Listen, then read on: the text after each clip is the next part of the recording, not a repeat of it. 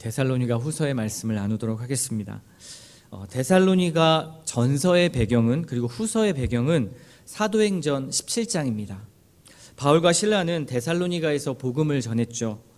사도행전 17장 2절의 말씀을 보면 그가 복음을 전한 것은 굉장히 짧은 기간, 한 달 정도의 기간 동안 전했던 복음의 사역이었습니다. 그렇지만 데살로니가에는 예수 그리스도의 복음을 받아들이는 신실한 성도들이 생겨났습니다. 그리고 사도행전 17장 4절 말씀에 보면요, 많은 유대인들이 복음을 따랐습니다. 경건한 헬라인이라고 불리는 이방인들, 즉 이방인이지만 유대교로 개종했던 사람들이 이제는 바울의 복음을 듣고 다시 그리스도교로 개종을 하는 사건들이 일어나게 된 것이죠. 또 그리스도를 믿은 헬라인들이 하나님 앞에 돌아왔습니다. 가이사 외에 다른 왕을 섬긴다라는 이야기가 데살로니가에 퍼지게 되면서 왕을 반역하는 것에 대한 고발이 빗발치기 시작했습니다. 데살로니가 교회의 사람들은 이로 인해서 많은 핍박과 박해를 받게 되는 일을 겪게 됩니다. 이런 와중에 성도들은 복음과 핍박이라는 실제적인 경험을 하게 되면서요, 어떤 생각을 하게 되냐면, 예수님이 재림하실 날이 얼마 남지 않아서 우리에게 이런 박해와 고난이 있는 것이구나 라는 생각을 하게 됩니다. 그리고 종말론에 대해서 오해를 하기 시작했죠. 그래서 바울은 먼저 첫 번째 편지 데살로니가 전서에서 그 데살로니가의 교인들을 칭찬하고요, 위로하고 격려함과 동시에 그리스도의 재림에 대한 내용을 오해를 바로잡는 편지를 보내게 됩니다. 그것이 데살로니가 전서이죠. 하지만 그 박해와 핍박의 강도가 점점 강해지기 시작하고요, 상황은 좋아지지 않았습니다. 그래서 바울은 이제 두 번째 편지 데살로니가 후서를 그들에게 다시 한번 보내게 됩니다. 먼저 우리가 이 말씀을 통독할 때 주의해서 생각할 것이 하나 있습니다. 우리는 지금 핍박과 박해의 상황이 아니기 때문에 그러한 상황에 놓여 있지 않다고 이 오늘 본문을 먼 나라의 이야기로 생각해서는 안 될 것입니다. 지금 나의 삶에서 그리스도인으로서의 고난이 무엇인지를, 그 의미를 먼저 깊게 생각하는 것이 중요합니다.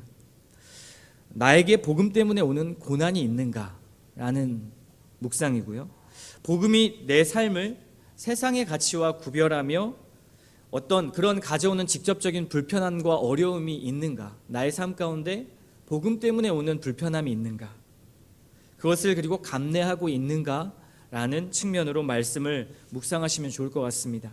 그리고 그 말씀이 오늘 나와 그리고 가정 그리고 교회 가운데 어떻게 연결되는지를 또 다시 한번 묵상했으면 좋겠습니다. 오늘 사도 바울은 심한 고난 가운데 있지만 하나님의 약속을 굳게 붙잡고 인내하고 있는 데살로니가 성도들에게 먼저 3절과 4절 말씀을 보면요, 칭찬을 아끼지 않습니다. 또 5절부터 10절까지의 내용을 보면 그들에게 하나님의 위로가 있을 것이고, 11절부터 12절까지에는 그들에게 더욱더 부르심에 합당한 자로 살아갈 것을 도전하는 내용이 11절과 12절의 내용입니다. 우리는 오늘 말씀을 통해서요, 성도의 삶과 핍박과 고난의 의미, 그것이 성도와 어떻게 연결되는지를 한번 살펴보고요, 어떻게 그 고난을 이길 수 있고 또 그 속에서 우리가 바라고 추구해야 할 것이 무엇인지를 한번 짤막하게 나눠보도록 하겠습니다. 바울은 먼저 데살로니가 교인들에게 칭찬을 아끼지 않습니다. 짧은 기간 복음을 듣고 복음 때문에 오는 그 대가 지불을 감내한 그들에게 그것을 나는 너희들을 자랑한다라고 말하고 있습니다. 고난보다 더 큰 가치를 알고 인내와 믿음을 너희가 가졌기에 나는 너희들을 자랑한다라고 말씀하고 있습니다. 여러분, 그리스도의 영광을 경험하고 목숨을 걸고 복음을 들고 전진하는 사도 바울이 성도들을 자랑하고 있습니다. 그런데 그 자랑의 내용이 무엇입니까? 말씀을 보면 인내와 믿음으로 말미암아라는 것을 자랑합니다. 한번 생각해 보십시오. 교회는 무엇을 자랑해야 할까요?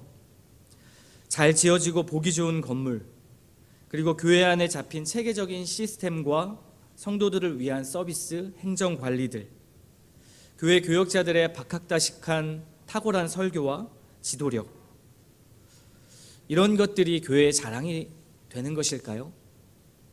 우리 교회는 젊은 층의 교우들이 많습니다. 그리고 주일학교의 숫자가 많죠. 어찌 보면 자랑할 수 있는 내용입니다. 중산층의 지역에서 비교적 안정감 있는 삶을 사는 성도들이 많이 모여 있습니다. 그래서 교회 안에 크게 스펙타클한 아픔이나 갈등을 거치는 그런 교회는 아니죠. 이런 것이 우리 교회의 자랑이 될 수 있을까요? 이것은 본질적인 교회와 굉장히 낯설어 보입니다. 바울의 초점은요, 완전히 다릅니다. 바울의 자랑은 이런 외적인 것들이 아니라 복음을 붙들고 인내와 믿음을 가지고 있는 성도들, 고난받고 있는 성도들을 자랑하고 있습니다. 여러분, 우리가 무엇을 자랑하고 싶고 또 무엇을 자랑하며 사는지를 한번 돌아보십시오. 그 자랑이 지금 나의 영적 상태입니다. 바울은 데살로니가 교인들을 보면서 어떤 마음이 들었을까요? 그들이 고통받고 박해받는 것에 안타까운 마음이 한편으로는 있었을 것입니다. 그러나 바울은 그들이 그런 고난을 거치면서 인내와 믿음으로 겪는 모습을 보고 자신은 하나님께 감사를 드리고 있다고 고백하고 있습니다. 신기한 것은 교회 공동체에 박해와 공격이 있잖아요. 그런데 그들의 믿음, 데살로니가 교인들의 믿음은 오히려 자라가고 서로에 대한 사랑이 더욱 커져가고 있다고 3절에 말씀하고 있습니다. 3절 말씀 보십시오. 형제들아, 우리가 너희를 위하여 항상 하나님께 감사할지니 이것이 당연함은 너희의 믿음이 더욱 자라고 너희가 다 각기 서로 사랑함이 풍성함이니. 이 말씀을 보면 바울이 정의하는 고난이 무엇인지 보이십니까? 바울이 정의하는 고난은 감사였습니다. 감사. 왜 그럴까요? 그로 인해 그들의 영적 성장이 지금 일어나고 있기 때문입니다. 고난이 망하게 하는 것이 아니라 오히려 도리어 그들을 살리고 있기 때문입니다. 혹여 복음 때문에 여러분 어려운 일을 만나고 계십니까? 또는 복음 때문에 만나는 어려운 일이 두려우십니까? 그렇다면 이 말씀을 붙들고 담대하게 부딪히십시오. 그것이 오히려 우리를 살리는 선물이 된다고 성경은 말씀하고 있습니다. 그것이 우리에게 믿음을 더욱 자라나게 하고요, 공동체의 연합과 사랑을 만들어낸다고 말씀하고 있습니다. 같이 그 어려움을 함께 기도하고 나누면서 이겨나가는 그 공동체의 연합이 있기 때문에 더욱 사랑이 풍성해진다고 말씀하고 있는 것이죠. 그들이 고난 속에서도 이러한 인내할 수 있었던, 믿음을 가지고 성장할 수 있었던 본질적인 이유는 확실한 복음이 있었기 때문입니다.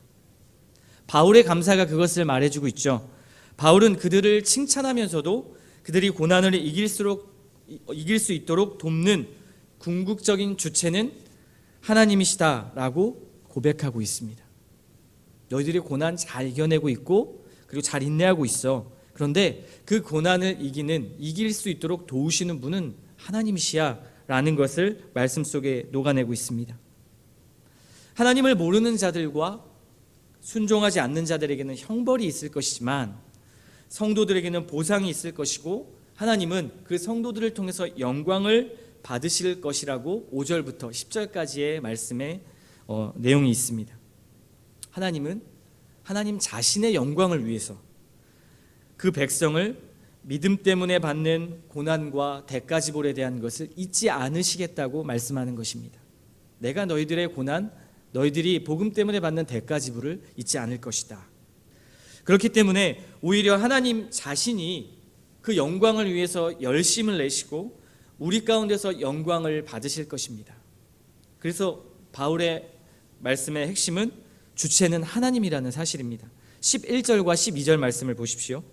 이러므로 우리도 항상 너희를 위하여 기도함은 우리 하나님이 너희를 그 부르심에 합당한 자로 여기시고 모든 선을 기뻐함과 믿음의 역사를 능력으로 이루게 하시고 우리 하나님과 주 예수 그리스도의 은혜대로 우리 주 예수의 이름이 너희 가운데서 영광을 받으시고 너희도 그 안에서 영광을 받게 하려 함이라. 결국 성도들이 받고 있는 이 고난의 의미도 그리고 고난을 이기는 방식도요, 어디 중심에 있는 것이냐면 하나님 중심 안에 있다라는 것을 기억하십시오. 그리고 이 고난은 하나님의 영광이 되는 것이고 우리의 영광이 된다고 성경은 말씀하고 있습니다. 사랑하는 성도 여러분, 오늘 말씀 통해서 한번 교회와 그리고 우리 자신을 한번 반추해 보았으면 좋겠습니다. 고난이 낯선 분들이 있다면 고난에 대해서 다시금 묵상해 보기를 원합니다. 어쩌면 내가 복음의 자리에 적극적으로 들어가고 나서고 있지는 않은 것일까? 마치 갈등이 두려워서 공동체 속에 들어가지 않고 또 상처가 두려워서 복음을 머릿속에만 가둬두고 있는 것처럼 말입니다. 그렇다면 지금 내가 복음 앞에 확고하게 서 있는지 또 하나님 중심으로 서 있는지를 돌아볼 수밖에 없을 것입니다. 또한 한 해를 결산하는 이 연말에 하나님께서는 나의 무엇을 보고 자랑하실까?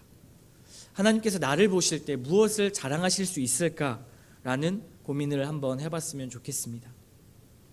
하나님은 자기의 열심으로 영광을 받으시는 분입니다. 하나님이 모든 것을 하시죠. 하지만 그 열심은 반드시 성도를 통해 나타난다라는 사실을 기억하십시오. 나에게 하나님의 열심이 어떻게 드러나고 있는가를 보십시오. 또 한 해를 돌아보면서 우리에게 어떠한 감사가 있습니까? 우리는 늘 감사해야 하는 것이 마땅합니다. 하지만 막연한 감사가 아니라 구체적으로 그 감사의 내용이 어떤지를 돌아보십시오. 바울처럼 우리에게 부르심에 합당한 삶을 살기 위한 고군분투에 대하여 인내와 믿음을 갖게 하신 그 하나님께 감사하는 것인지, 아니면 우리의 삶 가운데 무탈과 안정, 내 뜻대로 이루어진 것에 대한 자기중심적 감사는 아니었는지를 돌아보십시오. 우리는 하나님의 사역을 믿습니다. 하나님이 일하시는 것을 믿는 성도들입니다. 그래서 교회와 우리 인생은 모든 것을 하나님이 하신다는 것을 우리는 받아들입니다. 하지만 그와 함께 성도의 인내와 믿음이 있습니다. 그렇다면 오늘 말씀처럼 교회 안에 이렇게 주의 영광을 위해서 고군분투하는 누군가의 형제자매의 사역을 목격하신다면, 그렇다면 그에게 찾아가서 칭찬하고 격려하고 그 사람을 자랑해 주시길 바랍니다. 하나님이 알아주실 거라고요? 그리고 그렇게 칭찬하면 그가 교만해질 것이라고요? 아닙니다. 이 생각은 자기 자신에게 적용하는 것이지 다른 타인에게 적용하는 말이 아닙니다. 물론 그가 했던 어떤 형제자매의 사역이 하나님이 주체이셨고 하나님이 하셨지만 바울처럼 그를 통해 일하신 것을 인정해주고 칭찬해주고 그를 세워주십시오. 그 사람에게는 가서 하나님께서 다 하신 거야 라고 말하지 말고 당신을 통해서 일하신 하나님께 감사와 영광을 돌려드린다고 말씀하십시오. 그리고 나의 영혼, 내 자신에게는 철저하게 하나님이 모든 것을 하셨다고 선포하십시오. 그 일을 이루신 하나님의 영광을 찬양하십시오. 내가 한 것은 아무것도 없습니다라고 하나님 앞에 진실되게 고백하십시오. 이 아침에 이 모든 일을 이루시는 하나님을 묵상했으면 좋겠습니다. 하나님 중심 안에 있는 사역이 성도를 통해서 그 성도의 인내와 믿음을 통해서 이루어 가시고 그 성도의 삶에는 비록 이 데살로니가 교인들이 겪었던 고난과 박해와 같은 것들이 우리 삶의 여러 모양으로 나타날 수 있지만 그럼에도 불구하고 하나님께서는 우리에게 말씀하십니다. 그것을 통해 내가 영광을 받을 것이고 그것을 통해 너희들이 영광을 받을 것이다. 오늘 이 말씀을 기억하며 2023년을 준비하고 또 2022년을 잘 마무리하는 그러한 시간이 되었으면 좋겠습니다. 이 아침에 하나님의 영광과 하나님께서 주시는 우리의 영광을 감사하며 나아가는 이 아침 되시기를 주님의 이름으로 축원합니다.